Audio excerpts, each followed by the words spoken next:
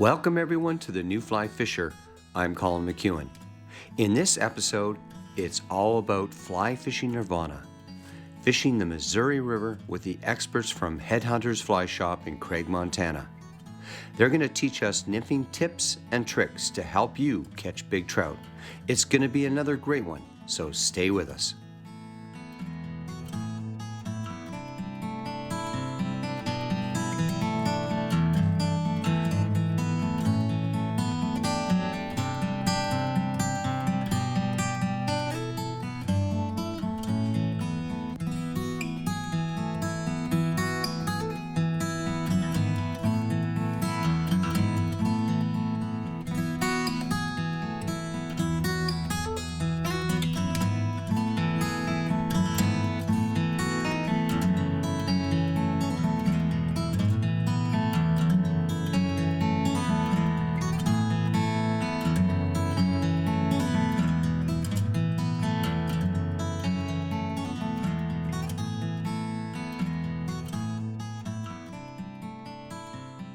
The New Fly Fisher has been made possible thanks to Orvis Sporting Traditions, Scientific Anglers, Able Reels, Ross Reels, Superfly, fly fishing for everyone.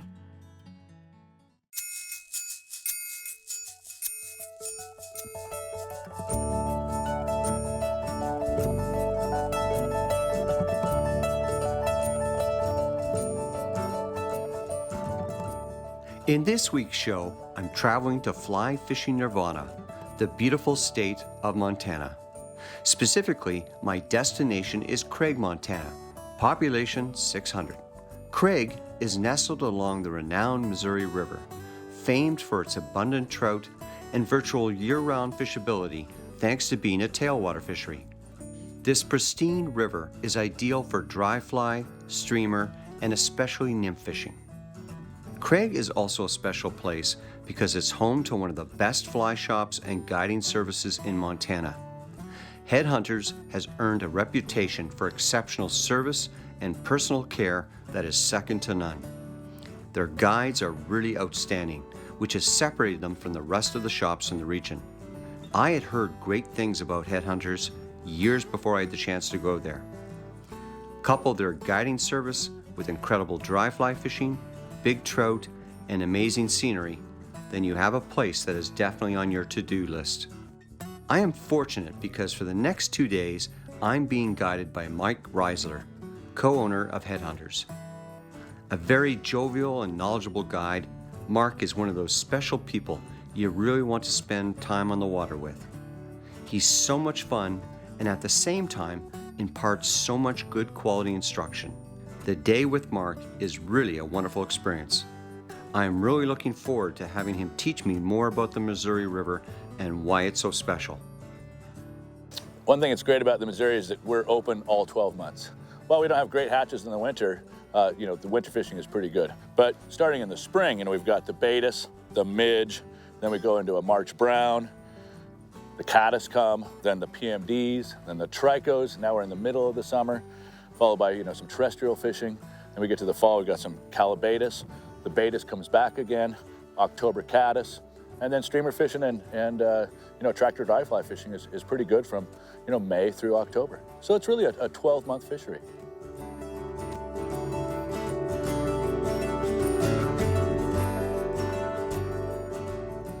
So nymphing on the Missouri, it's a pretty easy cast. We're never casting 30 or 40 feet away out there, Colin. We're just casting it relatively close, a nice easy cast. So I'm always putting us, or most of your Missouri River guides and anglers, want you 15 to 20 feet from where the fly is. The fish are on the bottom, not at their surface. So they're looking at stuff in front, they're not looking up at us. So we fish really close to us. For one, it's very efficient.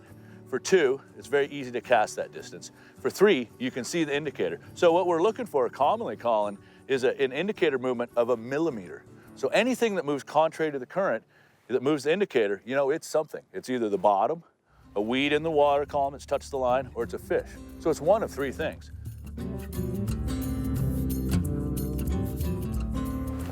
All right. Nice, Colin. That's evidence of a beautiful inside-out technique that we utilize here on the Missouri. Just acting like putting the boat where the wade fisherman would stand, Colin. It's really, really an effective method. Great long drifts, ability to manipulate the indicator.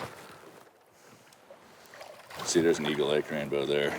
That is gorgeous. Yeah. Nice work. Good job, man. Yeah.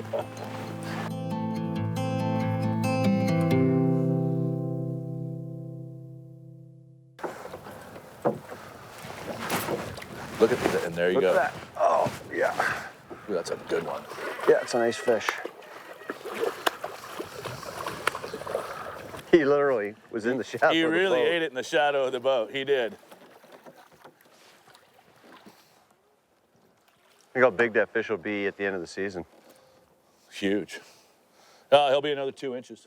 Yeah. That kind of fish will. You know, average growth here is 5 inches a year, Colin. Wow. Yeah. So we get that kind of fish there, and that's probably, it could be approaching his 4th birthday. Yeah. But 5 inches a year is a testament to how much food is in the river. How much food? Yep.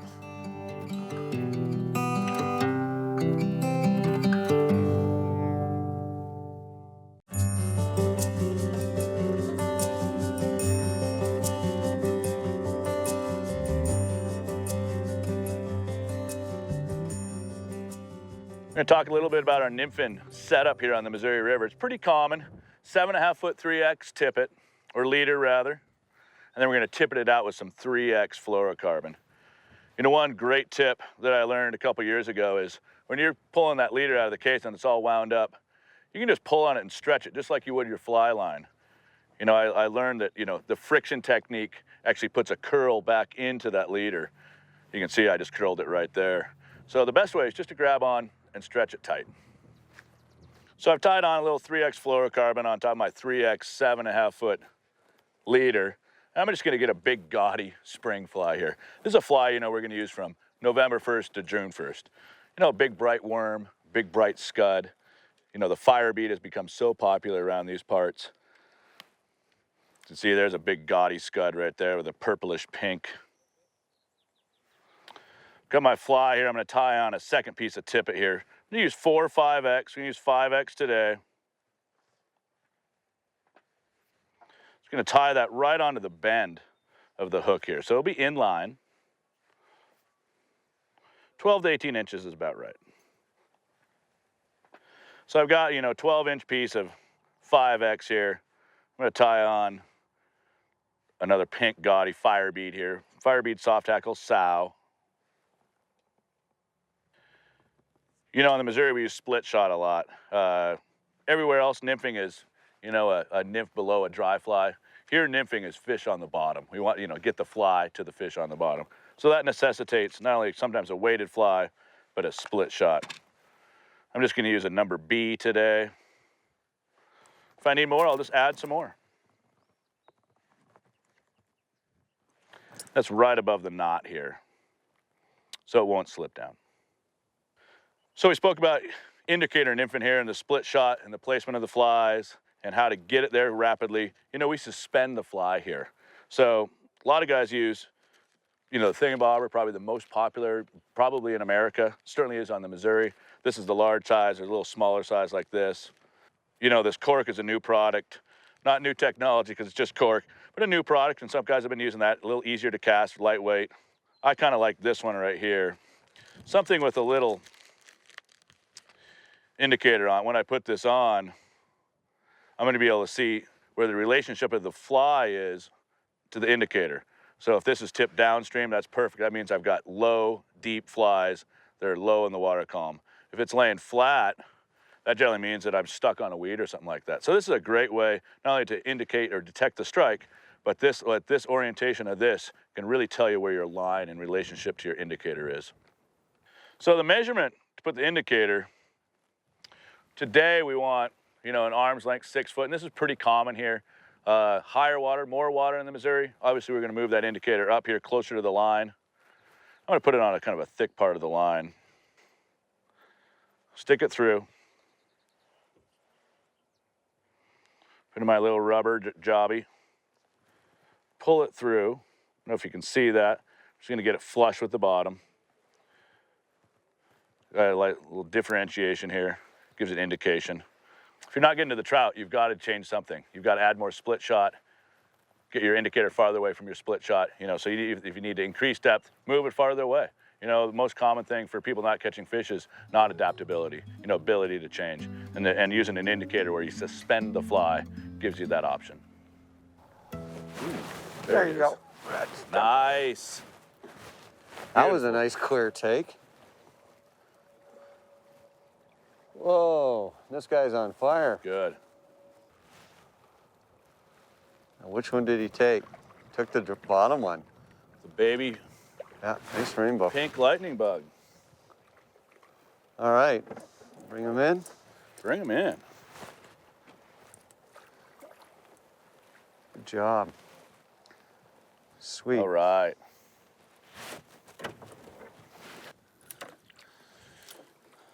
That fish ate the pink lightning bug. We just made that change.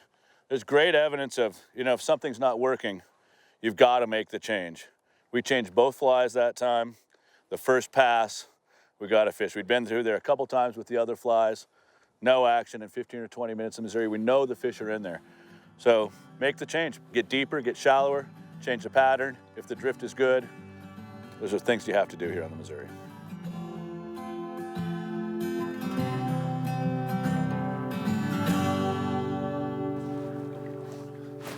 There we go. Yeah. I was just about to say we're in the honey hole. We're in the honey hole. All right. Oh, we still there. Oh, I thought it came off. Me too. The way he came at the boat. All right. Like, how could you not enjoy this? I mean, it's so visually exciting. It really is. Fish are so strong. And my bet is the rainbow. What do you think? I suspect we're due for that rainbow, Colin, that brown trout. But, you know, if it's another rainbow, we'll just have to grin and bear it.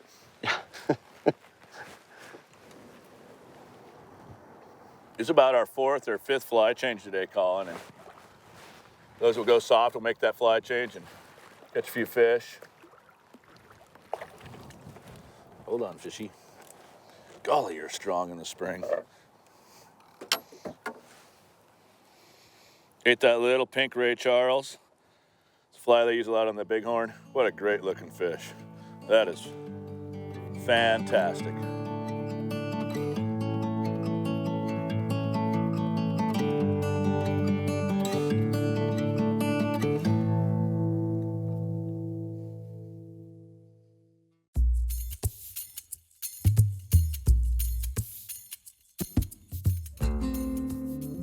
My whole theory on nymphing, wade fishing, and mending is I'm trying to move the rod tip physically as far as I can every single time I move it. So you can see if I'm gonna mend, I'll start down here and I will physically move it as far as I can. And you're keeping the rod tip low. Yeah, I'm just doing a kind of a lateral linear motion. You know, a lot of times when people are mending, you know, they're making round motions, and that's okay. But you can see there, I started here and ended physically as far as I can move the rod tip away from me. And then you get that line to actually move. And it's okay to sacrifice a little bit at the beginning. Then you get these really great long drifts on the Missouri, which is, you know, imperative. That's why boat fishing is, oh my goodness, I might have missed one. That's why boat fishing is so effective here, because you get these 150, 200 foot drifts. And you know, when you're wade fishing, I think you can implement the same idea. I mean, if we're gonna mend there, you can see I'm gonna start here, and I'm gonna throw it physically as far as I can move the rod tip. And then I'm gonna get that line above there, start achieving that great drift, fast sink rate, effective drag-free drifts. And when the fly gets that far away from you, do you hook as many? No, you don't. But you know, boy, you gotta get them to eat it before you try to set the hook. That's a great method, I think, on any river, Colin. Those are great mends, Colin. Mending, an important game in nymphing.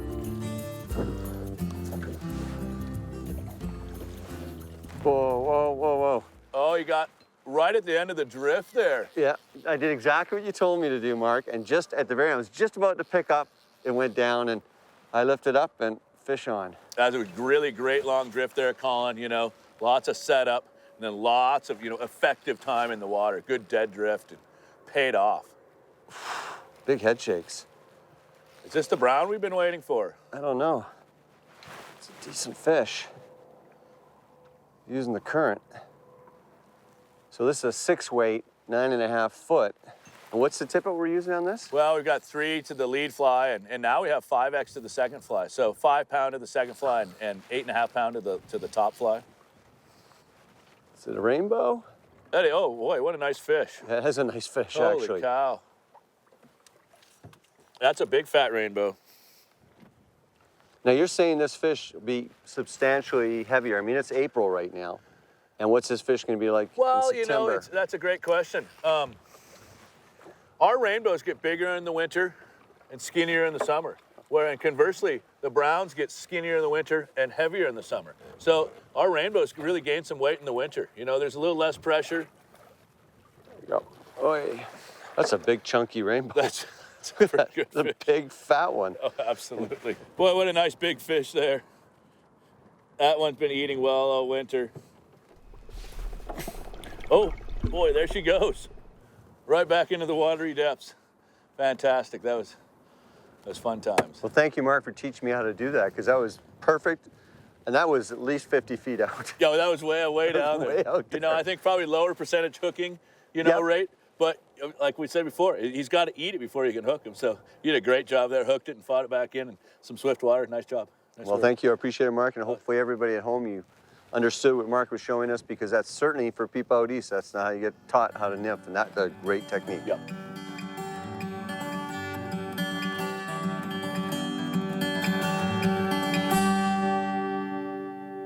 There we go. That's God, a we good are fish. in them here.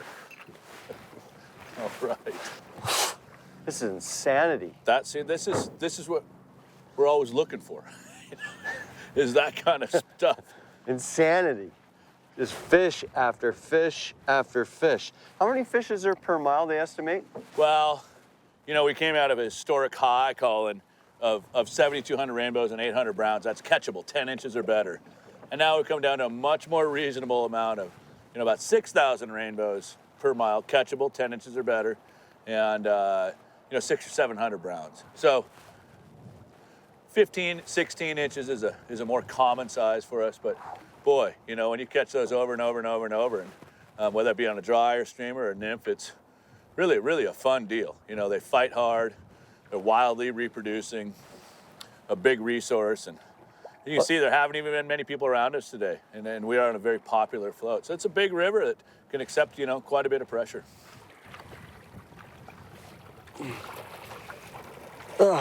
Good job. Good job. I used to have longer arms, but I don't anymore. Beautiful This is fish. a beautiful buck. Nice long jawline on that. Cheek plate is fantastic. You can see they're really healthy even after the winter here. Oh, wow. We're that's so sweet. very fortunate. We'll All give right. this guy some oxygen here, and they get quite a bit of lactic acid buildup during that fight. And it's nice to have a catch and release net to let them gain some breath here.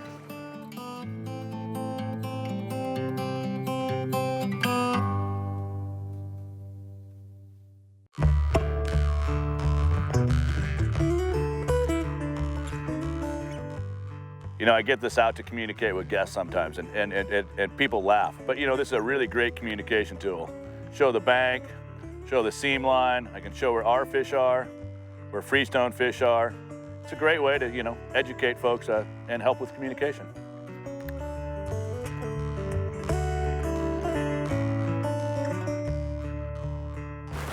That's a nice fish, too.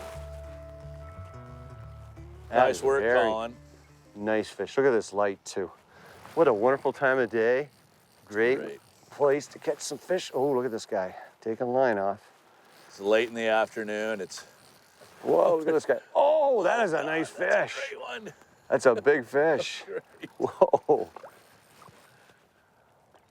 Now, just got to make sure I land him. You think we can get him in the net? Yeah. We'll give him a shot. Oh, wow. I got to say, this is where I like having a fighting butt like I've got on this 9.5 foot. Oh my! Is it? It might be a brown trout. I think it's brown. I think it is too. That's Nice great. jump.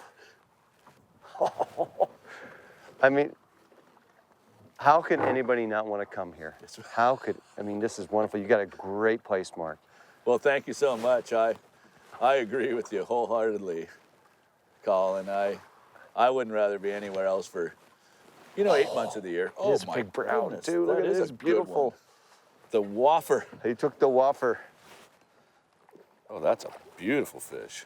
Head up, head up. Look at that. Yes! Yes! Well, that's our best fish of the day right there, Colin. All right. That is so sweet.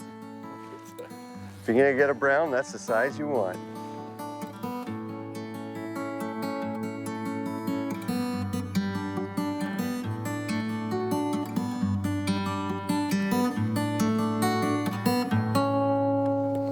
What a place. That was good. Incredible, man, Mark. I gotta tell you, this has been one of the best days of fly fishing I've ever had in my life. I love Montana, and now I have a new favorite river. Thank you. I mean, this was, and to end it with a big, big brown and all the rainbows we caught today and the techniques you taught me, Mark, thank you very much. Thank you to you and John at Headhunters. And I gotta tell you folks, if you get a chance, you wanna come here, this is one of the most incredible places for a fly fisher. To learn more about this show and others in our series, and especially about the great fishing here, go to www.thenewflyfisher.com. From all of us at The New Fly Fisher, thanks for joining us, and we'll see you next week.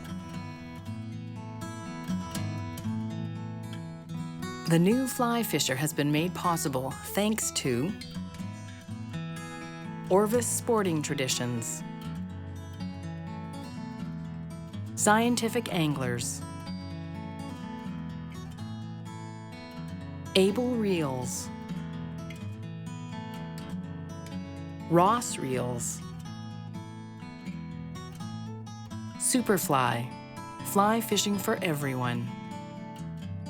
To learn more about the New Fly Fisher, our locations, contests, news, and much more, come visit and like us on Facebook.